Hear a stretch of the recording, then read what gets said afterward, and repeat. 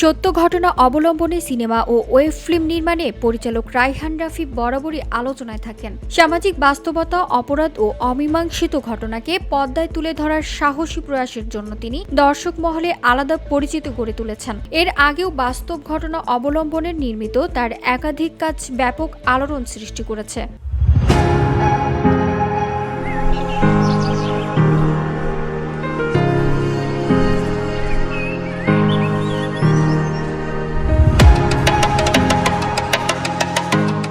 এবার বহুল আলোচিত ও দেশের ইতিহাসে অন্যতম মর্মান্তিক ঘটনা বিডিআর বিদ্রোহ নিয়ে সিনেমা নির্মাণের আগ্রহ প্রকাশ করেছেন এই নির্মাতা। সম্প্রতি এক সাক্ষাৎকারে নিজেই এই পরিকল্পনার কথা জানান রায়হান রাফি। পরিচালক জানান, দেশের ইতিহাসে এমন একটি ভয়াবহ ঘটনার ভেতরে সত্য আজও পুরোপুরি উন্মোচিত হয়নি। সেই অজানা সত্যই তাকে সিনেমা বানানোর দিকে টানছে। তবে পর্যাপ্ত ও নির্ভরযোগ্য তথ্য ছাড়া তিনি এ বিষয়ে কাজ শুরু করতে চান না বলেও উল্লেখ করেন। রায়হান রাফি বলেন, আমার খুব ইচ্ছে আছে বিডিআর বিদ্রোহ নিয়ে সিনেমা বানানোর।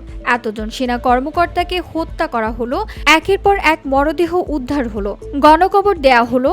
এসব ঘটনার নেপথ্যে আসলে কি ঘটেছিল তা আজও পুরোপুরি জানা যায়নি। আরও তথ্য সামনে এলে তখনই আমি এই নিয়ে কাজ করতে চাই।